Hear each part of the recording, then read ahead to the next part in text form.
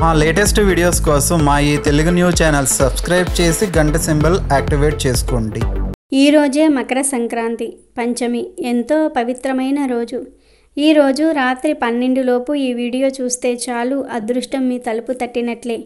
ఈ రోజు ఎవరైతే ఈ కథలను వింటారో వారికి ఉండే కష్టాలు బాధలన్నీ కూడా పోతాయి. జన్మ జన్మల దరిద్రాలు పోతాయి, కోటి జన్మల పుణ్యం వస్తుంది. అపార రాజయోగం పడుతుంది, సకల ఐశ్వర్యాలు సిద్ధిస్తాయి, సకల శుభాలు కలుగుతాయి. మకర సంక్రాంతి రోజే ఆకాశంలో ఉండే గంగ భూమి మీదకు దిగి వచ్చింది. ఆకాశంలోని గంగ కిందకు ఎలా వచ్చింది, ఎందుకు రావాల్సి వచ్చిందో తెలిపే కథను వింటే పాపాలన్నీ కూడా పోతాయి. పూర్వం ఒక అడవిలో ఒక తోడేలు నివసిస్తూ ఉండేది. అది దగ్గర ఉన్న గ్రామాలలోనికి వెళ్ళి పిల్లల్ని ఎత్తుకొని వచ్చి తినేసేది. అలా ఒక అమ్మాయిని ఎత్తుకొని వచ్చింది. ఆ పాపను చూస్తే దానికి చంపబుద్ధి కాలేదు. ఆ అమ్మాయిని అల్లారు ముద్దుగా పెంచుకుంది. అడవిలోని తేనె పండ్లు తినిపించి పెంచి పెద్ద చేసింది.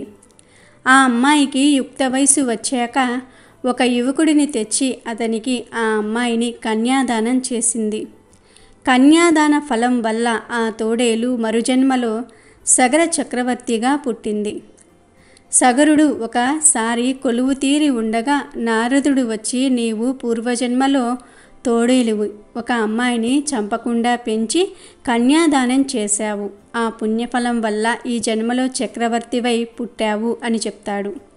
అప్పుడు సగరుడు ఒక్క కన్యను దానం చేసినందువల్లనే చక్రవర్తిగా పుడితే చాలామంది ఆడపిల్లలకు పెళ్ళిళ్ళు చేస్తే ఇంకా ఎంత పుణ్యం వస్తుందోనని ఆలోచించి తనకు 16,000 కన్యలు పుట్టాలని కోరుకుంటూ బ్రహ్మదేవుడి గురించి తపస్సు చేయసాగాడు.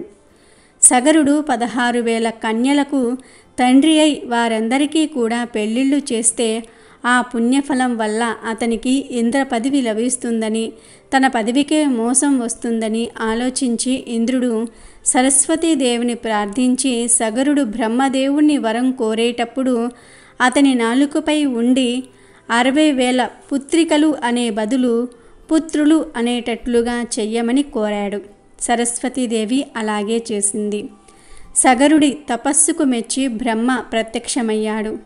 ఏం వరం కావాలని కోరగా సగరుడు 60,000 మంది పుత్రికలు కావాలి అని అడగకుండా 60,000 మంది పుత్రులు కావాలి అని అడుగుతాడు. సగరుడు తన పొరపాటు గుర్తించేసరికి ఆలస్యమైపోయింది. బ్రహ్మ తదాస్తు అని మాయమైపోతాడు. సగరుడికి బ్రహ్మవరం ప్రకారంగా 60,000 మంది పుత్రులు జన్మించారు. వారంతా పెరిగి పెద్దవారైన తర్వాత సగరుడు కన్యాదాన ఫలం లేకపోతేనేమి అశ్వమేధ యాగం చేస్తాను అని నిర్ణయించుకున్నాడు. మళ్ళీ ఇంద్రుడు అశ్వమేధ యాగం చేస్తే ఆ పుణ్యఫలం వల్ల సగరుడికి ఇంద్ర పదవి లభిస్తుందని, తన పదవికే మోసం వస్తుందని ఆలోచించి అశ్వమేధ యాగ సమయంలో ఆ అశ్వాన్ని దొంగిలించి పాతాళంలోని ఒక గుహలో దాచాడు. అక్కడ కపిల మహర్షి తపస్సు చేసుకుంటూ ఉంటాడు. ఆయనకు ఒక వరముంది. తన తపస్సు భగ్నం చేసిన వాళ్లను ఆయన కోపంతో చూస్తే ఎదుటి వాళ్ళు భస్మమైపోతారు. సగరుడు అశ్వాన్ని వెతికేందుకు తన తమ్ముళ్లను పంపిస్తాడు. వాళ్ళు వెతికి అశ్వము ఎక్కడ ఉందో కనుక్కోలేక తిరిగి వచ్చేస్తారు. ఆ తరువాత సగరుడు తన 60,000 మంది పుత్రులను పంపిస్తాడు. అశ్వాన్ని వెతుకుతూ భూలోకంలో కనబడకపోతే పాతాళంలో ఉంటుందేమోనని వారు భూమిని తవ్వుతూ పోతూ ఉంటారు. పెద్ద అఘాతము ఏర్పడుతుంది. త్రవ్వుతూ పోతూ ఆ గుహ వరకు చేరుకుంటారు. అక్కడ కపిలముని తపస్సు చేసుకుంటూ ఉంటాడు. అతనికి దగ్గరలోనే అశ్వము ఒక స్తంభానికి కట్టివేయబడి ఉంటుంది. అది చూసి వాళ్ళు కోపోద్రిక్తులై మునిని దూషిస్తూ దొంగ తపస్సు చేస్తున్నట్లుగా నటిస్తూ ఉన్నావా అని గట్టిగా అరుస్తారు. దీర్ఘ తపస్సులో ఉన్న కపిలుడు మాట్లాడ్డు. వారికి కోపం వచ్చి ఆయనను కొడతారు. అప్పుడు కపిలుడికి తపోభంగమై కళ్ళు తెరుస్తాడు. ఆ 16,000 మంది సగర పుత్రులు భస్మమే బూడిదిగా మారిపోతారు. ఆ విషయము నారదుడి వల్ల తెలుసుకొని సగరుడు చాలా దుఃఖిస్తాడు. వాళ్లకు పుణ్యలోకాలు కలగజేయాలనుకుంటాడు. నారదుడు వచ్చి గంగను గూర్చి తపస్సు చేసి గంగను ఆ భస్మరాశి మీద పారేటట్లుగా చేస్తే వారికి పుణ్యలోకాలు కలుగుతాయని చెప్తాడు. సగరుడు 1000 ఏండ్లు తపస్సు చేసి తపస్సు చేస్తూనే మరణిస్తాడు. సగరుడికి 3వ తరం వాడు దిలీపుడి కొడుకు అయినటువంటి భగీరథుడు తన ముత్తాతల అనుమతి ఆదేశాల మేరకు యాగాశ్వమును వెతుకుతూ వెళ్తాడు. పాతాళంలోని కపిల మహర్షి ఆశ్రమం చేరి అచట గల యాగాశ్వమును గుర్తించి కపిల మహర్షికి నమస్కరించి ఆయన అనుమతితో యాగాశ్వమును తీసుకున్నాడు. అక్కడ పడి ఉన్న బూడిద కుప్పలు తన పితామహులవని మహర్షి కోపానికి బలి అయినందున వారికి ఉత్తమ గతులు కలగక ప్రేతాత్ములై ఆకలి దప్పులచే పీడింపబడుతూ ఉన్నారని తెలుసుకున్నాడు. తన పూర్వీకులకు ఉత్తమ గతులు లభించాలంటే ఆకాశంలో ఉండే సురగంగను పాతాళానికి తెచ్చి సగరుల బూడిద కుప్పలపై ప్రవహింపచేసేటట్లుగా చేస్తే వారు ఉత్తమ గతులను పొందుతారని కపిల మహర్షి ద్వారా తెలుసుకున్నాడు. తన పితామహులకు జల తర్పణాలు విడిచి యాగాశ్వంతో రాజ్యము చేరి యాగము పూర్తి చేయించాడు. తన పూర్వీకులకు ఉత్తమ గతులు కలగలేదనే చింత భగీరథుని వీడలేదు. రాజ్య పరిపాలన బాధ్యతలను తన వంశస్థులకు అప్పగించి తాను సురగంగను భువికి తెచ్చుటకు గాను కొన్ని వేల సంవత్సరాలు బ్రహ్మ గురించి ఘోర తపస్సు చేశాడు. అతని తపస్సుకు మెచ్చిన బ్రహ్మ అతనికి ప్రత్యక్షమై పాతాళలోకంలో ఉన్న తన పూర్వీకుల ప్రేతాత్మ పోయి స్వర్గలోకం చేరేందుకు గాను గంగను ఇతరులకు అనుమతించమని ప్రార్థించాడు. అందుకు సృష్టికర్త గంగ భూమిపైకి వచ్చుటకు వరమిచ్చాడు. అందుకు సంతోషించిన భగీరథుడు గంగాదేవిని ప్రార్థన చెయ్యగా సురగంగ ప్రత్యక్షమై తాను బ్రహ్మ సూచన మేరకు భూమిపైకి వచ్చుటకు సిద్ధమేనని, కానీ తను ఆకాశం నుండి కిందికి దూకినప్పుడు కలిగే ఉద్రిక్తికి భూమి 2గా బద్దలవుతుందని చెప్పింది. తనను భరించగలిగే నాదుడెవరని అడిగి చిరునవ్వు నవ్వి అదృశ్యమయ్యింది. అంతట భగీరథుడు మరలా బ్రహ్మ గురించి కొన్ని వేల సంవత్సరాలు ఘోర తపస్సు చేయగా అతని తపస్సుకు మెచ్చిన బ్రహ్మ మరలా ప్రత్యక్షమై ఏమి వరం కావాలని అడిగెను. సురగంగను భరించగలిగే నాదుడెవరని ప్రశ్నించగా అందుకు విధాత ఈ 14 భువన భాండములలో సురగంగను వహించగలిగేవాడు, ఆమె అహమును అదుపు చేయగలిగినవాడు ముక్కంటి శివుడు ఒక్కడేనని సమాధానమిచ్చి అంతర్ధానమయ్యాడు. భగీరథుడు పట్టు విడవక దీక్షతో మరియొక్క కొన్ని వేల సంవత్సరాలు పరమేశ్వరుని గూర్చి ఘోర తపస్సు చేశాడు. భగీరథును తపస్సుకు మెచ్చిన వాడై మహేశ్వరుడు దర్శనమిచ్చి అతని ప్రార్థనను మన్నించి గంగ తన తలపైకి దూకవచ్చునని చెప్పాడు. చంద్రశేఖరుడు జుటాజూటం విదిలించి హిమాలయాల నుంచి కిందకు దూకడానికి సిద్ధపడి అహముతో ఉన్న గంగను చూసి చిరు మందహాసం చేశాడు. తన నడుముపై చేతులను ఉంచి నిలిచిన శంకరుని పరిహాస దృష్టితో చూసిన గంగ వేగంగా తిరిగే సుడులతో ఉద్రిక్తతో ప్రవహిస్తూ తనలోని మొసళ్ళు, మీనాలు, జలచరములన్నిటితో సహా పరమేశ్వరుని పాతాళానికి తొక్కివెయ్యాలనే ఉద్దేశంతో మహావేగంతో శివునిపైకి ఉరికింది.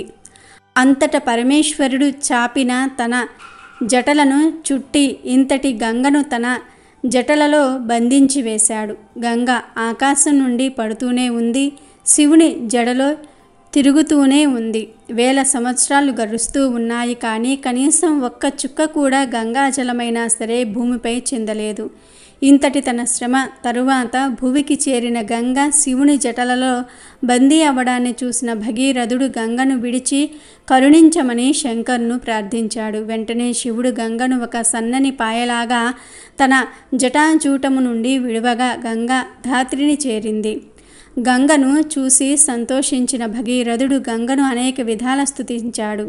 గంగామాత భగీరథునితో నేను నీ వెంట వచ్చేటప్పుడు నువ్వు వెనుదిరిగి చూడరాదు అన్న షరతు విధించింది.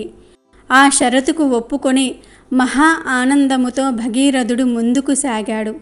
గంగ అతన్ని అనుసరించుచు తన మార్గంలోని వాటిని తనలో కలుపుకుంటూ అంతకంతకు తన వేగాన్ని పరిమాణాన్ని విస్తరింపచేస్తూ భగీరథుని వెంట సాగింది. ఈ క్రమంలో తన మార్గంలో ఉన్న జహ్ను మహర్షి ఆశ్రమాన్ని ముంచెత్తింది గంగ. జహ్ను మహర్షి కోపంతో తన ఆశ్రమంను ధ్వంసము చేసిన గంగా నదిని తన యోగశక్తి చేత ఔపోసన పట్టాడు. ఒక్కసారిగా తనను అనుకరిస్తున్న గంగాదేవి సవ్వడులు వినపడకపోయేసరికి వెనుదిరిగి చూసిన భగీరథుడు నిశ్చేష్టుడయ్యాడు. మహర్షి ద్వారా జరిగిది తెలుసుకున్న భగీరథుడు గంగను విడువమని మహర్షిని పరిపరి విధములుగా ప్రార్థింపగా మహర్షి గంగను తన కుడి చెవి నుండి విడిచిపెట్టెను. జహ్ను మహర్షి నుండి ఉద్భవించినది కాబట్టి గంగ జాహ్నవి అయ్యింది. ఈ విధంగా గంగ భగీరథుని అనుసరించి పాతాళలోకం చేరి అతని పూర్వీకుల బూడిదపై ప్రవహించి వారికి ఉత్తమ గతులను ప్రసాదించింది. ఇంత కఠోర శ్రమపడి భగీరథుడు గంగను దివి నుంచి భువికి తీసుకువచ్చాడు గనుకనే గంగా నదిని భగీరథి అని కూడా అంటారు. ఇలా ఈ కారణం చేత ఆకాశంలోని గంగ భువికి మకర సంక్రాంతి రోజే వచ్చింది కాబట్టి ఈరోజు ఈ కథను వింటే పాపాలన్నీ కూడా పోయి కోటి జన్మల పుణ్యం వస్తుంది. అలాగే ఈరోజు శ్రీరామదేవుని కథను వింటే జన్మజన్మల పాపాలు పోయి కోటి జన్మల పుణ్యం వస్తుంది. మీకు అన్ని శుభాలే జరుగుతాయి. అనగనగా పూర్వం కలాంబున ఒక బ్రాహ్మణుడు కలడు. అతని పేరు నాగం భట్టు. ఆయనకు ఒక పుత్రుడు ఒక పుత్రిక కలరు. పుత్రుని పేరు నారాయణ భట్టు, పుత్రిక పేరు నారాయణమ్మ. వారు చాలా బీదవారు.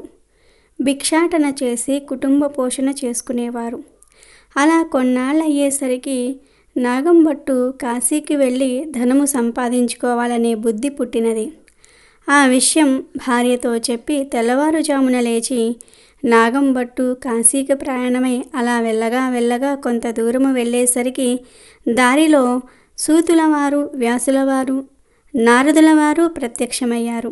వారు నాగంభట్టుతో, ఓ బ్రాహ్మణుడా, ఎక్కడికి వెళ్తున్నావు అని అడిగిరి. అప్పుడు నాగంభట్టు, అయ్యా, నేను కాశీకి ధనం సంపాదించుకున్నట్టుకు వెళ్ళుచున్నాను అని చెప్పాను. అప్పుడు వారు, వెర్రి బ్రాహ్మణుడా, కాశీకి వెళ్తే నీకు ధనము ఎవరైనా మూటకట్టి ఇస్తారా? కాశీకి వెళ్తే గంగా స్నానం దొరుకుతుంది, విశ్వేశ్వర్ల దర్శనం దొరుకుతుంది, అన్నపూర్ణాదేవి దర్శనం దొరుకుతుంది, కానీ నీకు ధనము ఎక్కడి నుంచి వస్తుంది? మేము ఒక కథ చెబుతాము, వింటావా అని అడిగారు. దానికి నాగంభట్టు, సరే రాములారా, మీరు ఏ దేవుని కథ వివరిస్తారో వివరించండి అని వేడుకొనెను. అప్పుడు సూతులవారు, వ్యాసులవారు, నారదులవారు ఇలా చెప్పటం ప్రారంభించారు. పూర్వకాలమున కోసల రాజ్యము కలదు. ఆ రాజ్యము దశరథ మహారాజు పరిపాలించేవాడు. ఆయన పిల్లల కోసం పుత్ర కామేష్టి యాగము చేయగా దేవతలు ప్రత్యక్షమై పాయస పాత్ర ఇచ్చినారు.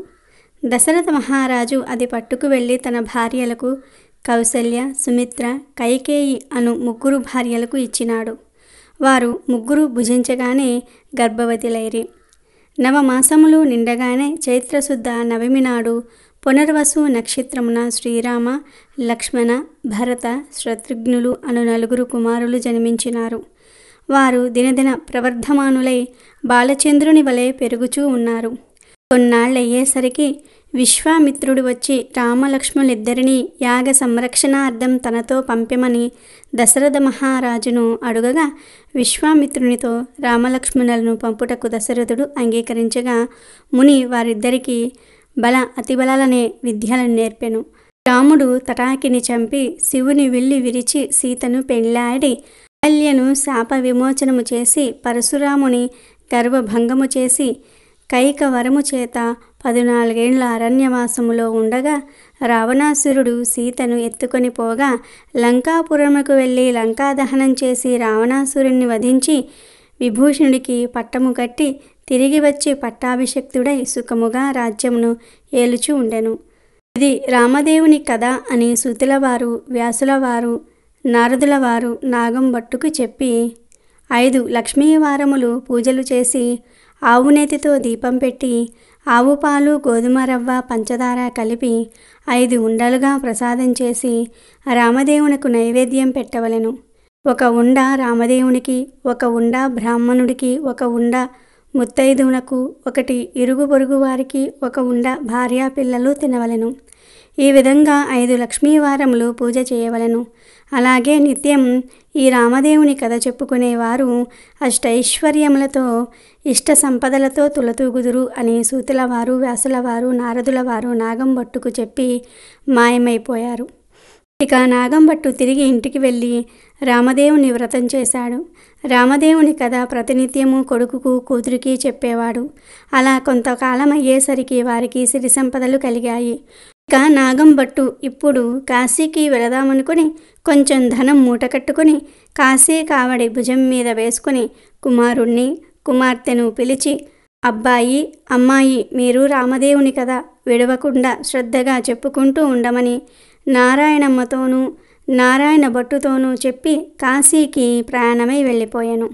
ఆ మరునాడు కుమారుడు ఆయా వారంనకు వెళ్ళి వచ్చి తల్లిని పిలిచి, అమ్మ, రామదేవుని కథ చెప్తాను విందువు గాని రామ్మ అని పిలిచెను. అప్పుడు ఆమె, నాయన, వంటవేళ అయ్యింది, ప్రొద్దున్నే దాసి పాచిపనికి వచ్చే వేళ అయినది, ఇప్పుడు కథ వినను అనెను. మళ్ళీ మధ్యాహ్నం కుమారుడు తల్లిని పిలిచి కథ చెప్తాను విందువు గాని రామ్మ అని అనెను. దానికి తల్లి, ఇప్పుడేమి కథ నాయనా, పడకవేళ నిద్రవేళ, ఇప్పుడు వినను అనెను. అలా ఆమె రామదేవుని కథను నిర్లక్ష్యం చేయటం వలన రామదేవునికి కోపం వచ్చింది. దానితో ఎలా వచ్చిన ఐశ్వర్యములు అలాగే వెళ్ళిపోయాయి. బిందెలు, చెంబులు, గిన్నెలు అన్నీ దొరలి ఇరుగు పొరుగు వారి ఇండ్లకు వెడలిపోయెను. అంతకు ముందు నుంచి ముష్టి ఎత్తుకునే చిల్లు రాగి చెంబు కూడా దొర్లి వెడలిపోవచున్నది. అప్పుడు కూతురు అయినటువంటి నారాయణమ్మ ఇదంతా చూసి, అమ్మ, ఆ చెంబైనా ఉంచమని కోరవే అమ్మ అని చెప్పగా తల్లి, అదైనా ఉంచు రామదేవుడా తండ్రి అని వేడగా ఆ చెంబు తప్ప మిగతావన్నీ వెడలిపోయినవి. వారి గుటిలో ఉన్న వెండి కంచము కూడా దొర్లిపోవచ్చు ఉండగా అప్పుడు ఆమె కంచము అంచు పట్టుకుని లాగినది. దానితో సగము అంచు విరిగి సగము అంచు పొరుగువారికి వెడలిపోయినది. మరునాటి ఉదయమున తల్లి వారింటికి నిప్పు కొరకు వెళ్ళి వారింటిలోనున్న కంచము అంచు మాదే అన్నది. అప్పుడు వారు, మీ కంచము అంచు మా ఇంటికి ఎలా వచ్చిందమ్మా? మేము మీ ఇంటికి వచ్చినామా? మీరు మా ఇంటికి వచ్చినారా? కాబట్టి ఆ కంచము మాదే అన్నారు. అలా కాదు, మా ఇంటిలో కూడా కంచము అంచు ఉన్నది, పట్టుకుని వస్తానని రెండు దగ్గర పెట్టి చూడగా రెండు అతుక్కుపోయెను. అప్పుడు ఆ పొరుగింటి వారు ఈ కంచము మాది అని తీసుకున్నారు. ఇక ఆ తల్లి చేసేదేమీ లేక సిగ్గుపడి లజ్జపడి ఇంటికి వచ్చినది. అప్పుడు కుమారుడు చూసి, ఏమన్నారమ్మా అని అడుగగా కంచం మాదే అని వారే పుచ్చుకున్నారని చెప్పెను. అప్పుడు కుమారుడు, ఇప్పుడైనా రామదేవుని కథను చెప్తాను వింటావా అమ్మా అని అడిగెను. అప్పుడు తల్లి, నేను కథ వినను, కార్యము వినను, ఏ పని పాటో చేసుకుని బ్రతుకుతా గాని రామదేవుని కథ మాత్రము వినను. ఎలా వచ్చిన ఐశ్వర్యం అలాగే వెళ్ళిపోయినది. నీ చెల్లెల్ని మాత్రం తీసుకుని వెళ్ళి ఎవరికైనా ఇచ్చి పెళ్లి చేయమని చెప్పాను. ఆమె ఆజ్ఞ ప్రకారంగా నారాయణ భట్టు చెల్లిని తీసుకుని ప్రయాణమైనాడు. వారు ఊరి చివరికి వెళ్ళేసరికి కాశీకి వెడలిన నాగంభట్టు తిరిగి ప్రయాణము ధనము మూటకట్టుకుని వస్తున్నాడు. నాగంభట్టు ఊరి చివరకు వచ్చి అక్కడ కోనేరులో కాళ్ళు కడుగుతూ ఉండగా ఎక్కడి నుంచో ఒక పెద్ద గరుడ పక్షి వచ్చి ఆ డబ్బు మూటను ఎత్తుకుపోయెను. అయ్యో, ధనమంతా పోయిందే అని నాగంభట్టు విచారిస్తూ ఇంటికి వస్తూ ఉండగా కొంత దూరం వచ్చేసరికి నారాయణమ్మ, నారాయణ భట్టు కనిపించారు. నాగంభట్టు వారిని చూసి, అబ్బాయి, అమ్మాయి, మీరు సుఖంగా ఉన్నారా అని అడిగెను. దానికి వారు, ఏమున్నది నాన్నగారు, యథాప్రకారమునకు ఏమీ లోటు లేదు. మీరు వెళ్ళినది మొదలు కథ చెప్తాను వినమంటే అమ్మ వినలేదు. కాబట్టి రామదేవునికి కోపం వచ్చి ఎలా వచ్చిన ఐశ్వర్యం అలాగే వెడలిపోయినది అని జరిగిందంతా కూడా తండ్రికి చెప్పెను. ఆమె ఆజ్ఞ ప్రకారము చెల్లిని వెంటబెట్టుకుని వస్తున్నాను. మీ ఆజ్ఞ ఏమిటి నాన్నగారు అని కొడుకు అడుగుతాడు. నాగంభట్టు, సరే అలాగే, చెల్లికి పెళ్లి చేయమని చెప్పి విచారిస్తూ ఇంటికి వెడలినాడు. నారాయణ భట్టు నారాయణమ్మను వెంటబెట్టుకుని వెళ్తూ ఉండెను. అలా వెళ్ళగా కొంత దూరం వెళ్ళేసరికి నారాయణ భట్టుకు ఒక బ్రాహ్మణుడు కనిపించెను. అప్పుడు నారాయణ భట్టు ఆ బ్రాహ్మణుడితో, ఓ బ్రాహ్మణుడా, నీకు నా చెల్లెల్నిచ్చి పెళ్లి చేస్తాను, చేసుకుంటావా అని అడిగెను. దానికి ఆ బ్రాహ్మణుడు, నాకు పెండ్లి వద్దు, పేరంటము అక్కర్లేదని చెప్పెను. సరే అని నారాయణ భట్టు నారాయణమ్మను వెంటబెట్టుకుని మరలా కొంత దూరము పోయేసరికి ఇంకొక బ్రాహ్మణుడు కనిపించినాడు. నారాయణ భట్టు అతనితో, ఓ బ్రాహ్మణుడా, నా చెల్లెల్నిచ్చి పెళ్లి చేస్తాను, చేసుకుంటావా అని అడిగెను. నాకు పెండ్లి వద్దు, పేరంటము వద్దు, ఇది వరకే 2 భార్యలు ఉన్నారు అనెను. మరలా వెళ్ళుచూ ఉండగా త్రోవలో ఒక పెద్ద పూల తోట కనిపించినది. ఆ తోటలో అన్నా చెల్లెళ్ళు కూర్చుని రామదేవుని కథ చెప్పుకుంటూ ఉండగా ఎక్కడి నుండో ఒక బ్రాహ్మణ యువకుడు వచ్చి పూలు కోసుకుంటూ ఉండగా నారాయణ భట్టు ఆ యువకుడిని చూసి, ఓ బ్రాహ్మణుడా, నీకు నా చెల్లెల్నిచ్చి పెళ్లి చేస్తాను, చేసుకుంటావా అని అనెను. అప్పుడు ఆ యువకుడు, పెళ్లి చేస్తానంటే వద్దంటానా, కానీ మా గురువుగారు ఉన్నారు, ఆయన ఆజ్ఞ ప్రకారము ఆయన పెళ్లి చేసుకోమంటే చేసుకుంటాను అని అనెను. మీ గురువుగారు ఎక్కడున్నారని నారాయణ భట్టు అడుగగా ఫలానా తోటలో ఉన్నారని చెప్పాను. వెంటనే నారాయణ భట్టు గురువుగారి దగ్గరకు వెడలి, అయ్యా గురువుగారు, మీ శిష్యుడికి నా సోదరునిచ్చి పెళ్లి చేస్తాను, తమరు ఒప్పుకుంటారా అని అడుగుతాడు. గురువు, బ్రహ్మచారి గృహస్థునిగా చేస్తానంటే వద్దంటానా, కానీ వాడి దగ్గర చింతాకాంత బంగారం లేదు, గోపాదమంత భూమి లేదు, మీకిష్టమైతే చెయ్యండి, కష్టమైతే మానండి అని పలికెను. అప్పుడు నారాయణ భట్టు గురువుగారికి దండం పెట్టి, అలాగే ఎక్కడికో వెళ్ళి 4 రాటలు తెచ్చి పందిరి వేసి గుచ్చిన ముత్యాలు తోరణాలు కట్టి గుచ్చని ముత్యాలు తలంబ్రాలు పోసి 70 యాగాల నారాయణమ్మనిచ్చి పెళ్లి చేశాడు. వారక్కడనే కూర్చుని కథ చెప్పుకున్నారు. అలా కొన్నాళ్ళయ్యేసరికి వారిద్దరికీ ఒక విప్రుడు వచ్చి, మీకు 4 ఎకరముల భూమి ధారపోస్తున్నాను, పుచ్చుకోవలసిందని చెప్పగా అప్పుడు వారు, మేము రామదేవుని కథ చెప్పుకొనుకుచూ ఉన్నాము, కథ అవ్వగానే పుచ్చుకుంటాం, నీకిష్టమైతే కూర్చుని కథ వినండి అన్నారు. కథ అయిన తర్వాత ఆ బ్రాహ్మణుడు రాగి చెంబులో నీరు పోసి, ఫలానా తోటలో ఆస్తి ఉన్నది, అనుభవించమని 4 ఎకరాల భూమి వారికి ధారపోసి ఆ విప్రుడు ఎక్కడికో వెళ్ళిపోయాను. అలా నారాయణ భట్టు, నారాయణమ్మ భర్త ఆ 4 ఎకరముల భూమి అనుభవించుచు కథ చెప్పుకుంటూ అక్కడనే ఉన్నారు. అలా కొన్నాళ్ళయ్యేసరికి ఆ ఊరి రాజుగారు ఒక భవనం కట్టించి కొంత ధనం పుణ్య దంపతులకు ధారపోయాలని చూస్తున్నారట. ఎక్కడ వెతికినా సరైన పుణ్య దంపతులు దొరకలేదు. ఒక రాత్రి రామదేవుడు రాజు కలలో కనిపించి, ఫలానా తోటలో పుణ్య దంపతులున్నారు, వారిని తీసుకువచ్చి ధారపోయండని ఆజ్ఞాపించారు. వారి ఆజ్ఞ ప్రకారం మరునాడు ఉదయం లేచి 16 మంది బోయిలను పల్లెకిని తోటలోనికి పంపిరి. వారు తోట దగ్గరకు వచ్చి, ఏమండోయ్, మా దేశపు రాజుగారు ఒక గృహము కొంత భాగము మీ ఇద్దరికీ ధారపోస్తారంట, మిమ్మల్ని వెంటబెట్టుకుని రమ్మని పంపిరి, కావున రావలసింది అనిరి. దానికి నారాయణమ్మ, నారాయణ భర్త, మేము రామదేవుని కథ చెప్పుకుంటూ ఉన్నాము, మీకు ఇష్టమైతే కూర్చొని కథ వినండి అనగా బోయిలు కథ విన్న తరువాత ఆ పుణ్య దంపతులను తీసుకుని వెడలి రాజుగారికి అప్పగించిరి. రాజు సంతోషముతో ఆ గృహము ధనము వారికి ధారపోసి వెళ్ళిపోయేరి. అప్పుడు నారాయణమ్మ, నారాయణ భట్టు, ఆమె భర్త అక్కడ కూర్చుని ఆ గృహము ఆ ధనము 4 ఎకరముల భూమి అనుభవిస్తూ అక్కడ కథ చెప్పుకొనుచూ ఉండిరి. కొన్ని దినములయ్యేసరికి నారాయణ భట్టు, అమ్మాయి, నేనిన్ని దినములు ఇలా ఉండను, కాబట్టి నేను వెళ్ళి రామదేవుణ్ణి తీసుకుని వస్తాను, నీవు నీ భర్త కథను మానకుండా చెప్పుకోండి అని చెప్పి నారాయణ భట్టు ప్రయాణము వెడలెను. నారాయణమ్మ, ఆమె భర్త మానకుండా కథ చెప్పుకొంచూ ఉన్నారు. నారాయణ భట్టు కొంత దూరం వెళ్ళగా ఒక గ్రామం వచ్చినది. ఆ గ్రామంలో ఒక గొల్లవాడు వడ్ల ఎండబోసుకొని కాపలా కూర్చున్నాడు. నారాయణ భట్టు ఆ గొల్లవాడిని చూసి, గొల్ల, ఈ గ్రామంలోని విశేషాలేమిటి అని అడిగెను. ఏమున్నది బాబు, నేను పుట్టుకతోనే అంధుడను, మా వాళ్ళు వడ్లు ఎండబోసి నన్ను కాపలా కూర్చోమన్నగా కర్ర పుచ్చుకొని కూర్చుంటిని, నా అవస్థ ఇలా ఉన్నది బాబు అనెను. అంటదా నారాయణ భట్టు, ఒక కథ చెబుతాను, వినిదవా అని అడిగెను. గొల్లవాడు అలాగే వింటాను చెప్పమన్నాడు.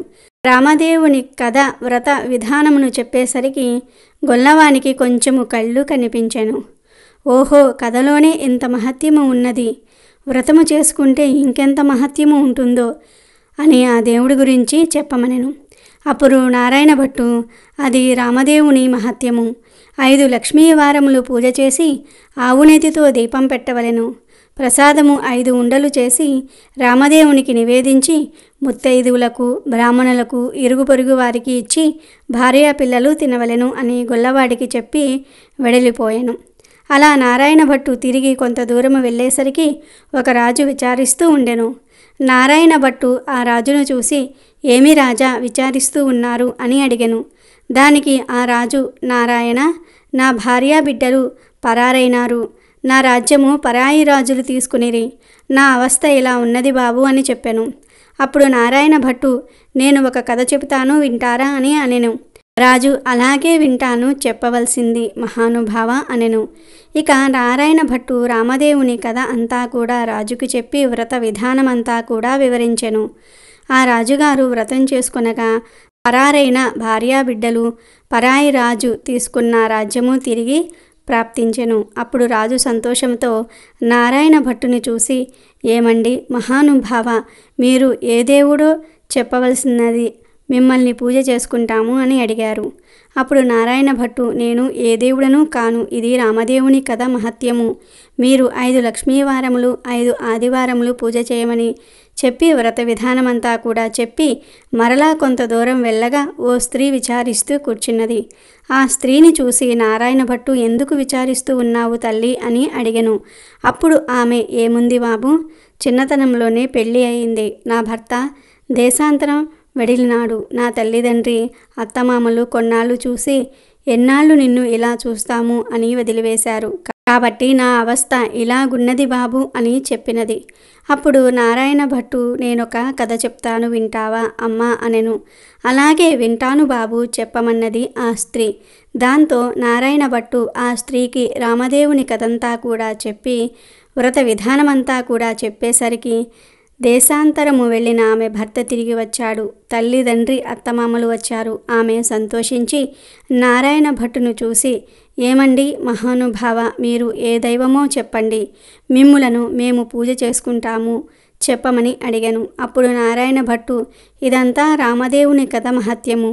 5 లక్ష్మీవారములు 5 ఆదివారములు మానకుండా పూజ చేయమని కథ విధానమంతా కూడా చెప్పి కొంత దూరము వెళ్ళేసరికి ఒక గ్రామం వచ్చినది. నారాయణ భట్టు ఆ గ్రామంలో ఒక ఇల్లాలి ఇంటికి వెళ్ళి, అమ్మ పూజ చేసుకుంటాను, కొంచెం ఇల్లు ఇస్తావా అని అడిగాను. అప్పుడు ఆ ఇల్లాలు, మా ఇంటిలో మడి ఆచారం గనుక కుదరదు, ఇల్లు లేదు, వెడలిపోండి అని అన్నది. అప్పుడు నారాయణ భట్టు, కోనేరైనా సరే చూపించి తల్లి అని అడిగాను. దానికి ఆ ఇల్లాలు, తూర్పు దిశ ఈశాన్య మూలగా ఒక కోనేరు ఉన్నది, వెళ్ళమని చెప్పాను. అప్పుడు ఆ కోనేరు దగ్గరకు వెడలి స్నానము చేసి మడిబట్ట ఆరవేసుకొని ఇల్లు ఇవ్వనన్న ఇల్లాలి అరుగు వద్దకు వచ్చి తూర్పు దిశ ఈశాన్య మూలగా ఒక పుచ్చు పీటకు పసుపు రాసి బొట్టు పెట్టి దాని మీద రామదేవుని పటము పెట్టి కథ చదువుకొనుచూ ఉన్నాడు. అంతలో ఆ ఇల్లాలు యువతలకు వచ్చి చూడగా నారాయణ భట్టు ఆమెకు తాంబూలము దక్షిణ ప్రసాదం ఇచ్చాడు. ఆమె తాంబూలం పుచ్చుకొని లోపలికి వెడలిపోయెను. నారాయణ భట్టు కథ చదువుకొని అక్షింతలు తల మీద వేసుకొని ఇంటి మీద వేసి వెళ్ళిపోయెను. అతడు ఇలా వెళ్ళగానే ఆ ఇల్లు ఇంద్రభవనమైనది. ఇది చూసిన ఇల్లాలు ఆశ్చర్యపోయింది. ఆయా వారమునకు వెళ్ళిన తన భర్త తిరిగి వస్తే ఆ ఇల్లు తమదేనని తెలుసుకోలేడని ఆమె వీధి అరుగు మీద కావలి కూర్చుంది. ఇంతలో ఆమె భర్త పెడమూట వేసుకుని ఇల్లు కానక కంగారు పడి అక్కడ నిలబడి ఉండెను. ఆమె భర్తను చూసి, ఈ ఇల్లు మనదే, ఇలా రండి అంది. కానీ ఆమె భర్త, ఇది మన ఇల్లు కాదు, నేను రానని అంటాడు. అప్పుడు ఆమె, ఇది మన ఇల్లే, ఇలా ఎందుకయ్యినదో చెప్తాను వినండి. ఎక్కడ్నుంచో ఒక బ్రాహ్మణుడు వచ్చి పూజ చేసుకుంటాను, ఇల్లు ఇవ్వమని అడిగాడు. నేను ఇవ్వనని చెప్పితిని. అప్పుడు అతను ఒక కోనేరైనా చూపించమనెను. అప్పుడు నేను తూర్పు దిశగా ఈశాన్యంలా కోనేరున్నదని చెప్పితిని. అతడు కోనేరు దగ్గరకు పోయి స్నానం చేసి మడిబట్ట ఆరవేసుకొని మన అరుగు మీదకు వచ్చి ఒక పీటకు పసుపు రాసి బొట్టు పెట్టి తూర్పు దిశ ఈశాన్యములగా పెట్టి యందు రామదేవుని పటము పెట్టి పూజ చేసి ఆవు పాలు, గోధుమ నూక, పంచదార కలిపి ప్రసాదముగా ఉండలు చేసి రామదేవునికి నైవేద్యం పెట్టి కథ చెప్పుకొనుచూ ఉండెను. నేను బయటకు వచ్చేసరికి తాంబూలాది దక్షిణ ప్రసాదములు నాకు ఇచ్చినాడు. నేను లోనికి వెళ్ళిపోయి తిన్నాను. అతడు కొన్ని అక్షింతలు తల మీద వేసుకొని మరికొన్ని అక్షింతలు మన ఇంటి మీద వేసి వెళ్ళిపోగా ఇల్లు ఇలా ఇంద్రభవనంగా మారినది. ఇదంతా ప్రసాద మహత్యము అని పలికెను. అప్పుడు ఆమె భర్త, ఆయన పూజ చేసుకుంటానంటే వద్దన్నావా నిర్భాగ్యురాలా, పాపిష్టిదాన, అతడు ఏ దిశగా వెళ్ళాడు చెప్పు అనగా ఈశాన్య మూలగా వెళ్ళాడని చెప్పింది. అప్పుడు ఆయన మూటలు అక్కడ పెట్టి నారాయణ భట్టును వెతుకుతూ బయలుదేరెను. కొంత దూరం వెళ్ళగా నారాయణ భట్టు ఆ బ్రాహ్మణుడికి కనిపించెను. అప్పుడు ఆ బ్రాహ్మణుడు, ఏమండోయ్ మహానుభావ, మీరు మా ఇంటికి రావాల్సింది, మేము పూజించుకుంటాము అనెను.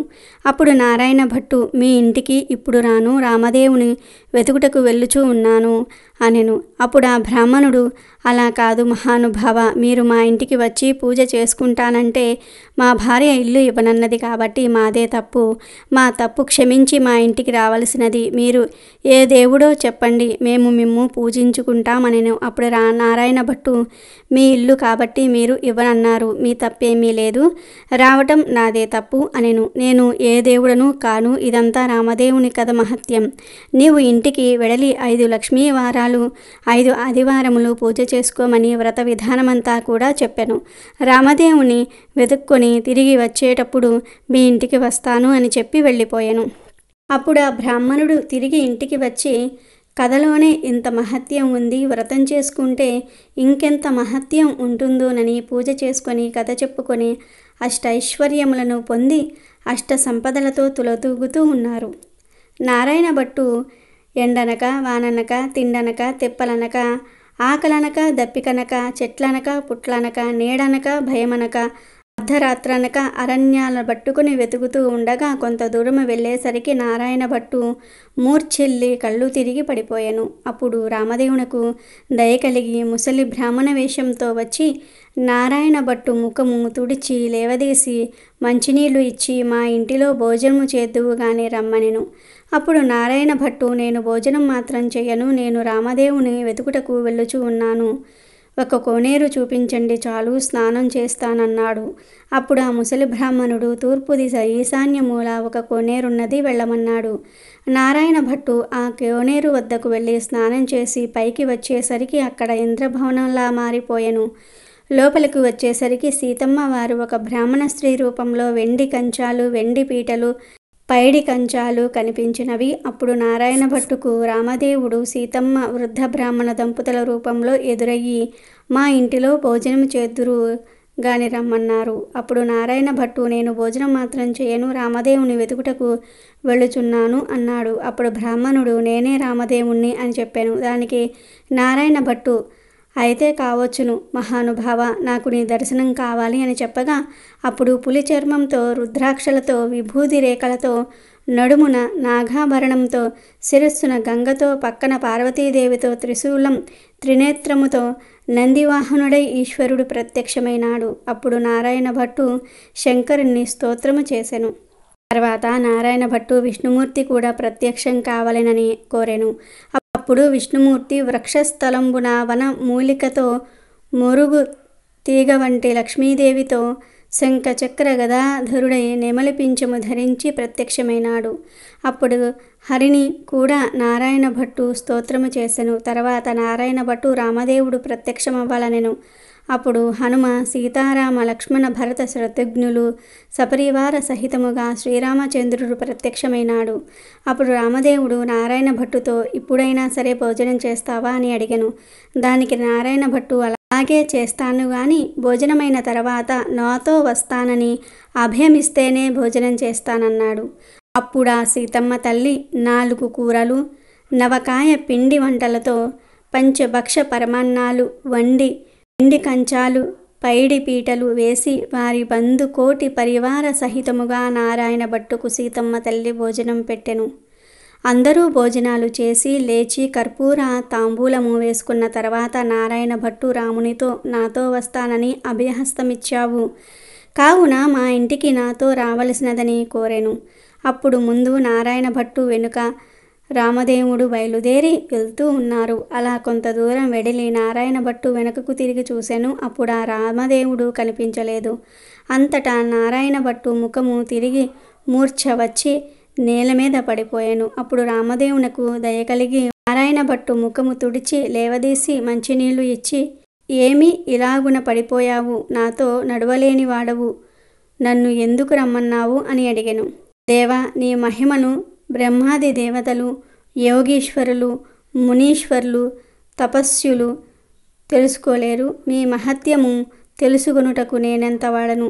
నా తప్పులు క్షమించి నాతో రావలసిందని రామదేవుణ్ణి నారాయణ భట్టు ప్రార్థించెను.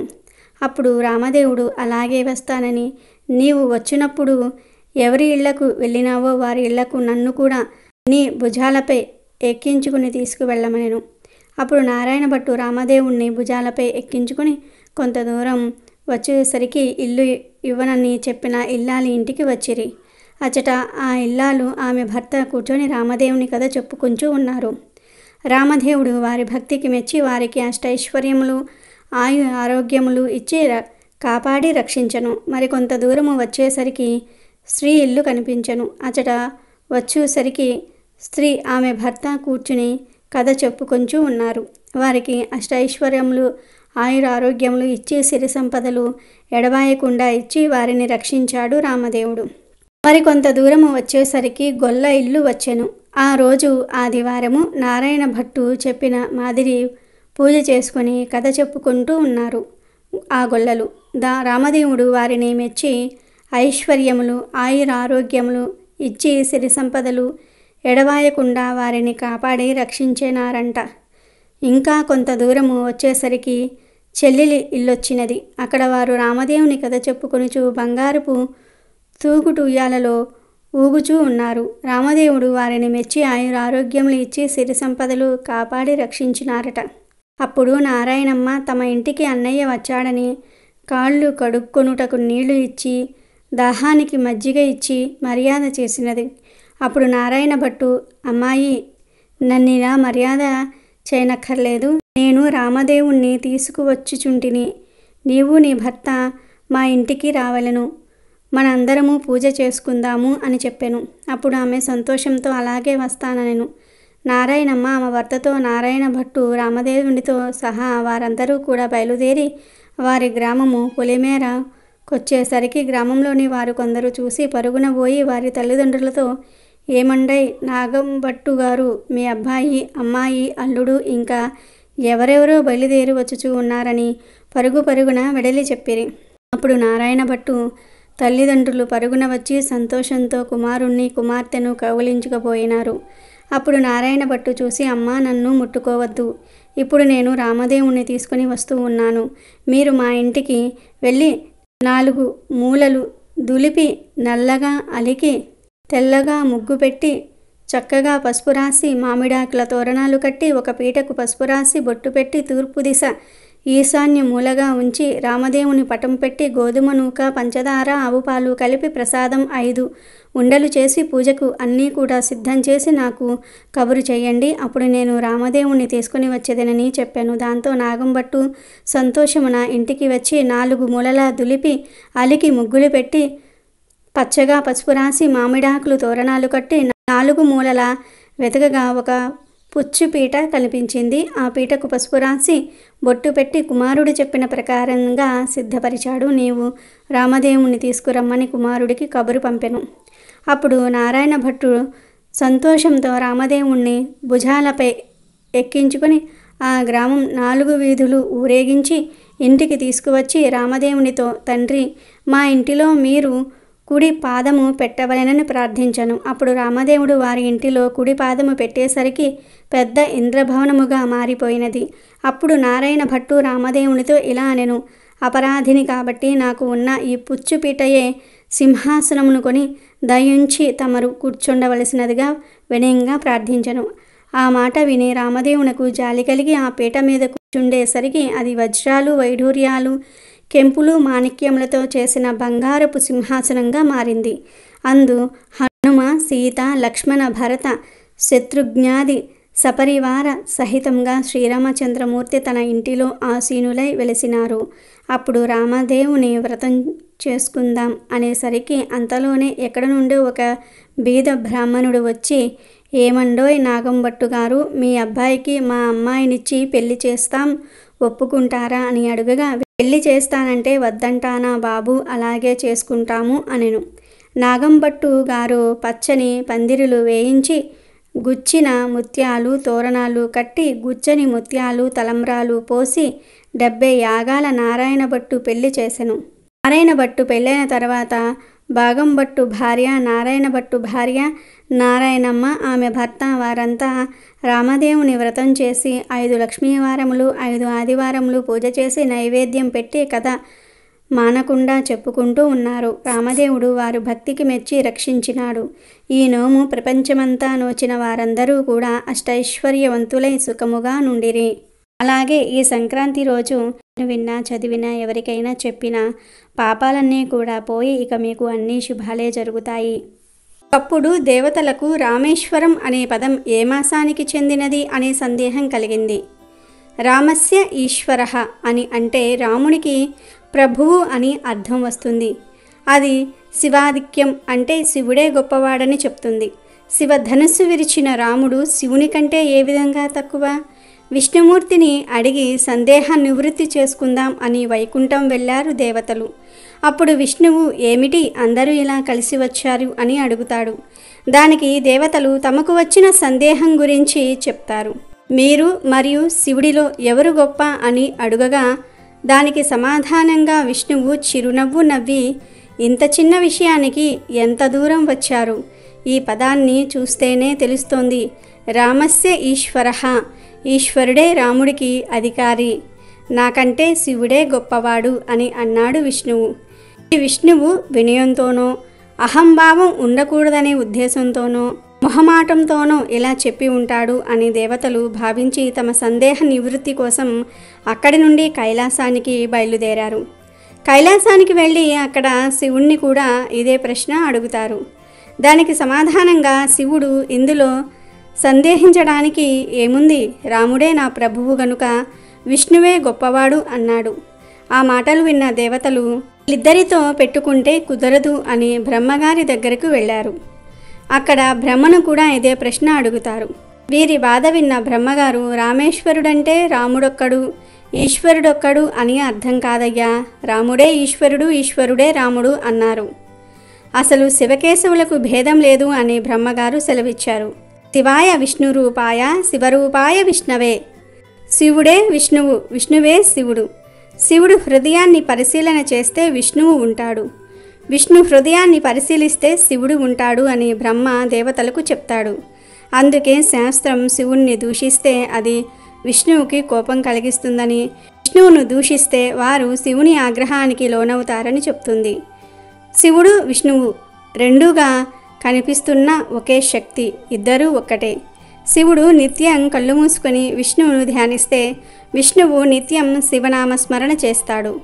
వారిద్దరిని కలలో కూడా వేరుగా భావించరాదు. కాబట్టి ఈరోజు ఈ పవిత్ర కథలను రాత్రి 12 లోపు వింటే చాలు, జన్మల పాపాలు పోయి భగవంతుని సాన్నిధ్యం పొందుతారు, సకల శుభాలు కలుగుతాయి. ఈరోజు రాత్రి 12 లోపు ఈ వీడియో చూస్తే చాలు, అదృష్టం మీ తలుపు తట్టినట్లే. ఈరోజు ఎవరైతే ఈ కథలను వింటారో వారికి ఉండే కష్టాలు బాధలన్నీ కూడా పోతాయి. జన్మ జన్మల దరిద్రాలు పోతాయి, కోటి జన్మల పుణ్యం వస్తుంది, అపార రాజయోగం పడుతుంది, సకల ఐశ్వర్యాలు సిద్ధిస్తాయి, సకల శుభాలు కలుగుతాయి. అమెజాన్లో బెస్ట్ డిస్కౌంట్స్ కోసం వీడియో డిస్క్రిప్షన్లో లింకు ఉంది, చూడండి. అలాగే మా టెలిగ్రామ్ ఛానల్ సబ్స్క్రైబ్ చేసుకోండి.